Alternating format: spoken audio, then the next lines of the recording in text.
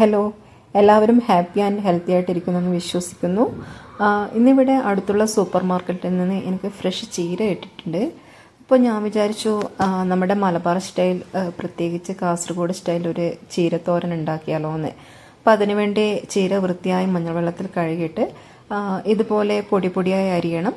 പൊടി പൊടിയായി അരിഞ്ഞ ചീരയിലോട്ട് ഒരു 1 ടീസ്പൂൺ മുളക് പൊടി, പിന്നെ ഒരു 1/4 ടീസ്പൂൺ മഞ്ഞൾപ്പൊടി, പിന്നെ ആവശ്യത്തിന് ഉപ്പ്, പിന്നെ വേണ്ടത് 1 ടീസ്പൂൺ പച്ച വെളിച്ചെണ്ണയാണ്.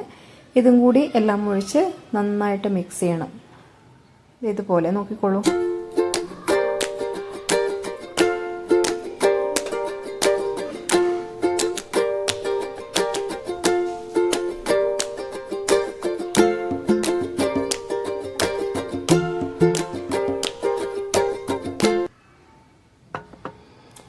ഇങ്ങനെ നന്നായിട്ട് മിക്സ് ചെയ്തതിന് ശേഷം നമ്മളോട് സ്റ്റൗവിൽ ഓൺ ചെയ്ത് വെള്ളമൊന്നും ചേർക്കാതെ ഒരു 3 to 4 മിനിറ്റ്സ് വേവിച്ചെടുക്കണം.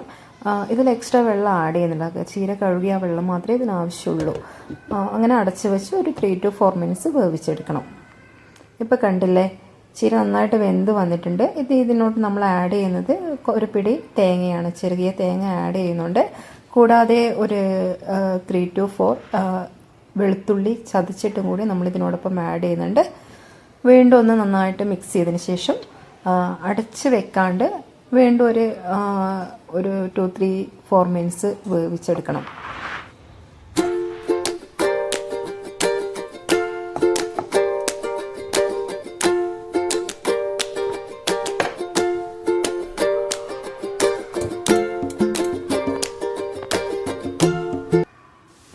ഇപ്പോൾ ചീര നന്നായിട്ട് വെന്ത് കഴിഞ്ഞിട്ടുണ്ട്.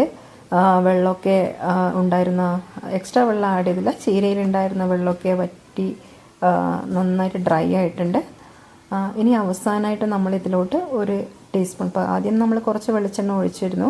ഇത് കൂടാണ്ട് ഇപ്പോൾ വീണ്ടും 1 ടീസ്പൂൺ പച്ച വെളിച്ചെണ്ണ ഇങ്ങനെ മുകളിൽ തൂവി കൊടുക്കണം.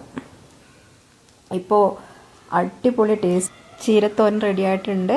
അപ്പോൾ എല്ലാവരും ഒന്ന് ഉണ്ടാക്കി നോക്കണം. നമുക്ക് വളരെ പെട്ടെന്ന് ഒരു 10 to 15 മിനിറ്റ്സിനുള്ളത് റെഡിയായി കിട്ടുന്നതാണ്. ഞാനിവിടെ സെർവിങ് പ്ലേറ്റിലോട്ട് മാറ്റിയിട്ടുണ്ട്.